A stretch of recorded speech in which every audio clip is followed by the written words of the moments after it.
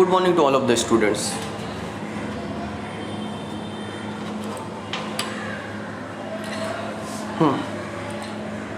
Buoyant force. What is buoyant force? In day-to-day life you have seen. You are taking a plastic bottle, just see the diagram, balance and unbalance force. We have seen. Now balance and unbalance buoyant force. What is balance for a buoyant force? We will see, discuss in this figure. Just see the figure. They put it two bottles are there. One bottle are completely filled with the water. Second bottles you will observe that is empty, that is floating on the water, and the third balls are there. Ball are there or spear are there. Just see the plastic bottle and fix the lid tightly. बोलते हैं ना plastic bottles लो, उसको completely filled करो और tightly pack करके, बोलते हैं ना filled करके just thrown in the water. And then second plastic bottle, that is empty one, that also put in the water and try to push. First, if the empty bottle are there and you are pushing it tightly, you will observe that will first go inside but it will come again up. जो empty bottle रहेगी plastic की, वो क्या है, हम लोग ने क्या किया, फर्स्ट प्लास्टिक बॉटल लिया, उसको टाइटली फिल्ड किया है and we are trying to push inside the water, but it will go first inside the water, but once you are removing your hand, what you will observe, the plastic bottle will again come up. फिर से क्या हो जाएगा, वो ऊपर आ जाएगी वो bottles. But if you will see the second bottle, you will fill with the water and just tightly close the container.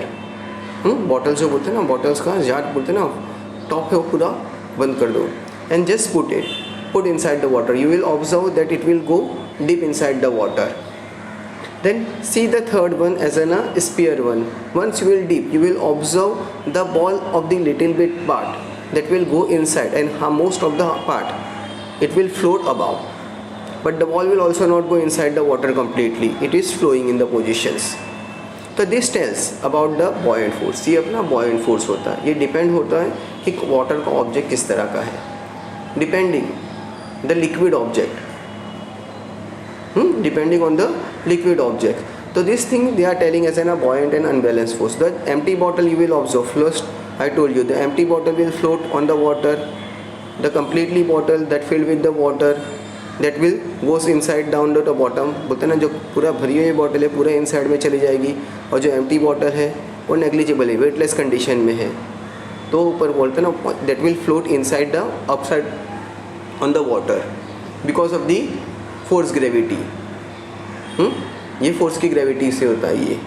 Water neither float on the surface nor it, बोलते हैं ना, the bottle with water neither float on the surface nor it go to the bottom. जब just बोलते हैं ना, जिसके अंदर पूरी तरह बॉटल भरा, बोलते हैं ना वाटर भरा हुआ है, दैट विल नॉट फ्लोट, बोलते हैं ना पूरी बॉटम के अंदर भी नहीं जाएगा, पूरा नीचे डूबेगा भी नहीं, वो टच नहीं करेगा और पूरे वाटर के ऊपर भी नहीं आएगा, मिडल सेंटर पे ही रहेगा मोस्टली. वो लिक्विड के इनसाइड में ही फ्लोट करने वाला है, ऊपर नहीं आने वाला, ना ही बॉटम में टच करने वाला है. Just see in the figure 3.10 they given. This we are telling as an Fg, force of the gravity. This means the force due to gravity acting downward must have their balancing by opposing force in the upward directions. ये क्या होता है कि जो force बोलते हैं ना middle में दिख रहा है, तुम लोग देखो उधर Fb और Fg दिया है. Fg force of the gravity and Fb they are telling as an upward force, opposing force, balance force की तरह होता है ये.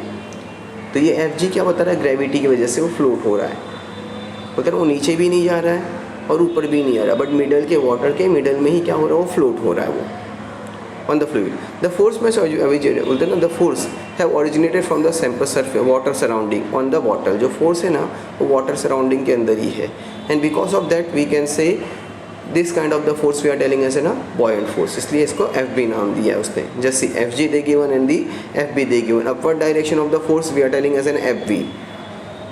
जो वाटर बोलते हैं ना, जो वाटर जो बॉटल से जो लिक्विड के अंदर है वो टच भी नहीं करी ग्राउंड पे और अब भी नहीं आ रही है वाटर के, तो डाउनवर्ड वाली को Fg दिया है फोर्स ऑफ ग्रेविटी, और ये Fb दिया है जो अपवर्ड वाला फोर्स है. तो actually force of the buoyant we are telling this one. The upward force on the object in water on the other side और gas we are telling as a buoyant force. जो upward force है object के अंदर, water के अंदर बोलो या gas का बोलेंगे हम लोग इसको, गैस का भी सेम मॉलिक्यूल्स में होता है ये. तो this kind of the force we are telling as an upward force, ये अपना अपवर्ड फोर्स में आता है। Now you have seen in day to day life, well होती है, कुआं तो देखा ही होगा तुम लोगों ने।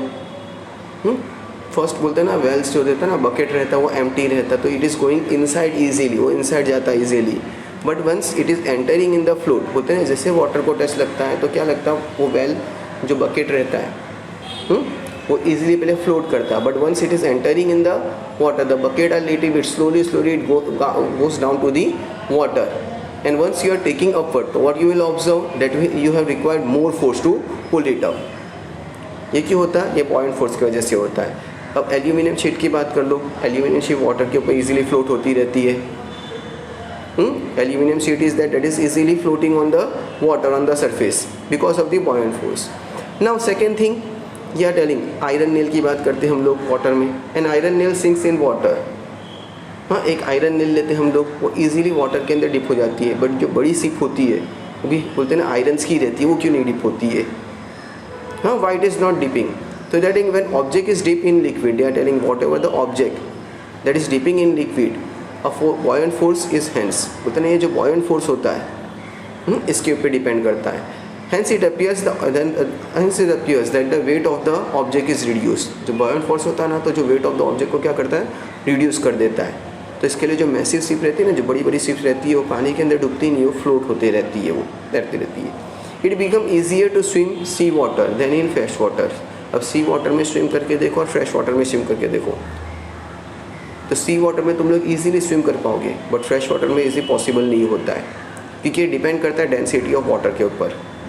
डेंसिटी ऑफ सी वाटर की एकदम हायर रहती है और डेंसिटी ऑफ फ्रेश वाटर की एकदम लो रहती है। तो इसके लिए जब डेंसिटी ज़्यादा रहेगी ना, तो वो टाइम पे हम लोग ईजिली स्विम कर पाएंगे। तो सी वाटर की डेंसिटी ज़्यादा होती है compare to density of fresh waters. अब सॉल्ट का ही एग्जांपल देख लेते हैं डे टू डे लाइफ में। Salt in sea water, what you will observe that is laying, बोलते हैं ना पूरा सरफेस पे हो जाता है। तो in this book you have seen that lemon sink, हम लोग ने देखे है बुक में, लेमन सिंक हो जाता है, लेमन डूब जाता है ग्लास वाटर में। But when you will float इन, बोलते हैं जब हम लोग स्टीयर करते हैं 2 स्पून के थ्रू सॉल्ट के साथ में, तो तुम लोग ऑब्जर्व करोगे लेमन अपवर्ड में आ जाता है। तो इन salty water the buoyant force exceed the gravitational force. जो बोलते हैं ना, जब सॉल्टी वाटर रहता है ना, तो उसमें क्या होता है, ग्रेविटेशनल फोर्स अपवर्ड में आ जाएगा। ग्रेविटेशनल फोर्स क्या करता है, बॉयंट फोर्स को एक्सीड कर देता है, and because of that reason you will observe the lemons are floating. What is understood from this example, इससे क्या पता चलता है कि बॉयंट फोर्स 2 फैक्टर पर डिपेंड करता है। First, volume of the object, what kind of the volume of the object are there. If the more, we can say the buoyant force is more if the volume of dipping object is more. अगर volume ज़्यादा है तो object dip हो जाएगा। हाँ, they are telling if the volume of the object is more then the force is more, है ना। अगर buoyant force ज़्यादा है तो वॉल्यूम ऑफ द ऑब्जेक्ट भी ज़्यादा हो जाएगा। और second, density of the liquid, density of the liquid is also depending. More the density of liquid, more is the factor force of the buoyant force। जितनी ज़्यादा लिक्विड रहेगी उतनी ज़्यादा बॉयंसी रहेगी उसकी।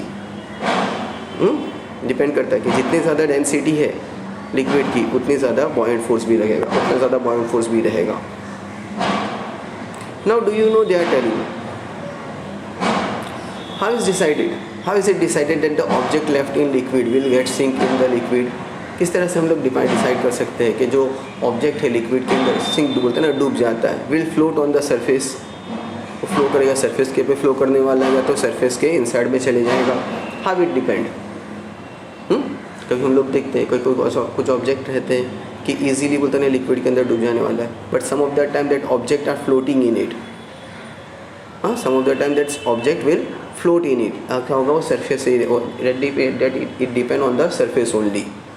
तो now there are 3 factors are there. The object float if the buoyant force is larger than its weights. अगर buoyant force ज़्यादा है उसके वेट से तो ऑब्जेक्ट फ्लोट करने वाला है। And if the buoyant force is less then it will sink. अगर बॉयंट फोर्स कम है तो वो ऑब्जेक्ट क्या करने वाला है, सिंक होने वाला है। और यही मेन रीज़न रहता है कि बोलते हैं ना, फर्स्ट वाल हम लोग ने देखे, फर्स्ट वाल में the object float if the buoyant force is larger than its weights.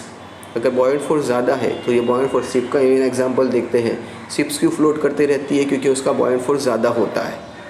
But iron nail के केस में हम लोग देखेंगे तो iron nail will sink it because here buoyant force is a smaller one. जो भी हम लोग डे टू डे लाइफ में हम लोग ने ऑब्जर्व की है अपने घरों में, जो आयरन की चीज़ें रहती है वो इजीली डिप हो जाती है। क्यों? क्योंकि ये सब ऑब्जेक्ट में क्या होता है, बॉयंट फोर्स स्मॉलर है उसके वेट से। But the object float inside the liquid if the buoyant force is equal to the weights. अब कभी कभार हम लोग ऑब्जर्व करेंगे कि बॉयंट फोर्स क्या होगा, लिक्विड के इनसाइड में फ्लोट करते रहता है। लिक्विड के इनसाइड में फ्लोट करते रहता है, मतलब जैसे कि हम लोग ने वो बॉटल्स का एग्जांपल देखे कि वो बॉटल बोलते ना टच भी नहीं कर रही है बॉटम को और ऊपर भी नहीं आ रही है। क्यों? यहाँ पे बॉयंट फोर्स और वेट दोनों इक्वल है। Which force are unbalance in the above example? कौन सा फोर्स हम लोग बोलेंगे कि अनबैलेंस है? That you have to decide from this three one. ना Archimedes principle, Archimedes principle you will see here. First a rubber band is there and cut at one end, you will see, देखो एक rubber band देख लो, and one of the end and tie a clean wash stone और 50 ग्राम it. एक rubber band ले लो और उसके अंदर क्या करेंगे, एक 50 ग्राम का स्टोन बांध दो। हाँ, in the 3.11 figure that is buoyancy force you will observe. First the empty bottle you will see, एक empty bottle है और दूसरी वाटर फिल्ड वाला है। तो रबर बैंड के साथ में जो स्टोन्स है you will observe the stone has a more weight, तो rubber band will stretch and it will go down. But in the case of the liquid you will observe the same rubber band is there and the stone is there. You will see, observe, the stone will come in the upward positions. अब ज़्यादा stretch नहीं करने वाला rubber band, rubber band ज़्यादा stretch नहीं करेगा, वो ऊपर ही आ जाएगा ये। This is the activity of the 3.11, ये अपना बताया इसमें। Same When the stone is sunk in water, बोलते हैं जब स्टोन को हम लोग वाटर के अंदर डालेंगे, जैसे मैंने एग्जांपल बता दिया तुम लोगों को, ये एक्सप्लेन कर दिया कि एक एम्प्टी बॉटल है, एक एम्प्टी जार है, दूसरा फील्ड वाला जार है। एम्प्टी जार के अंदर क्या होगा कि स्टोन ज़्यादा स्ट्रेच कर जाएगा, स्टोन का वेट ज़्यादा है रबर बैंड के ज़्यादा से कंपेयर टू रबर बैंड, तो stone will go in the downward positions.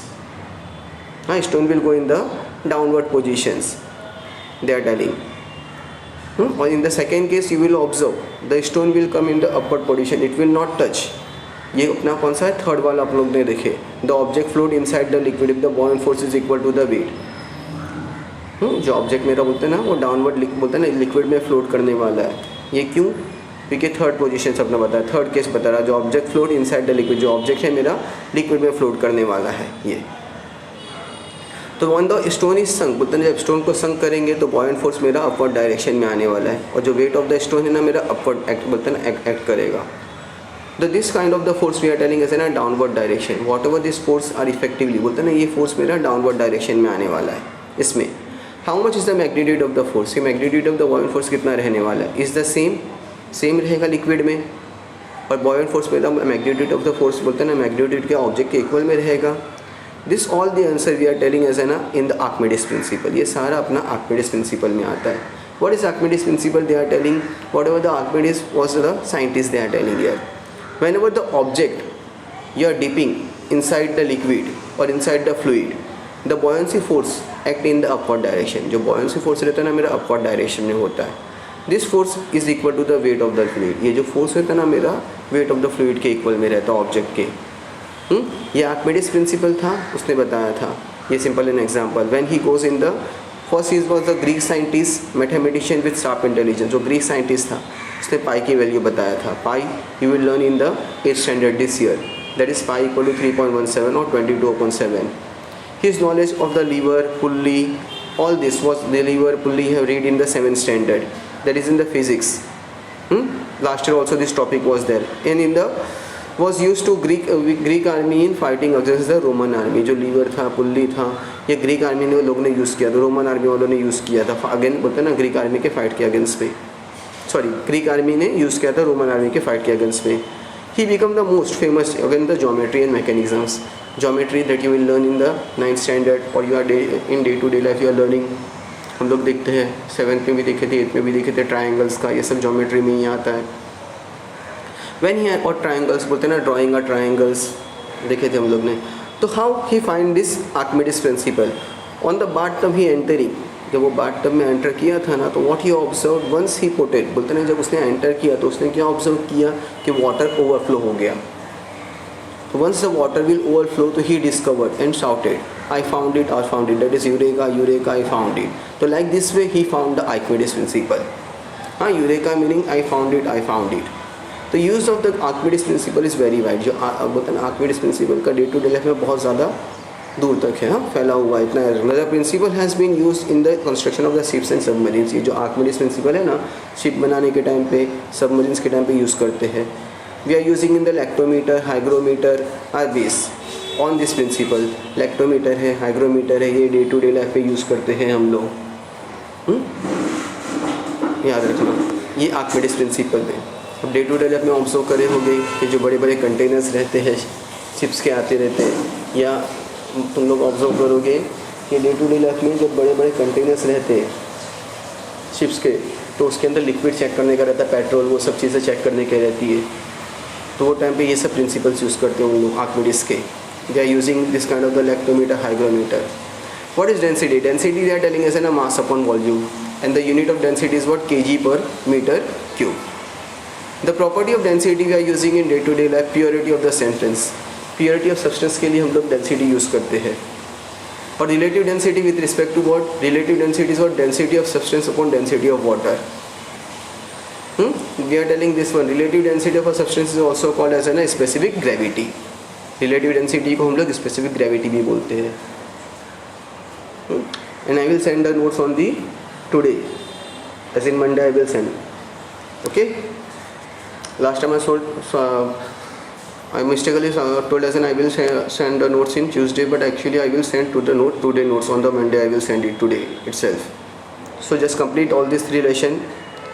And I'm going to check on the end standard booking correction time. Have a good day to all of you.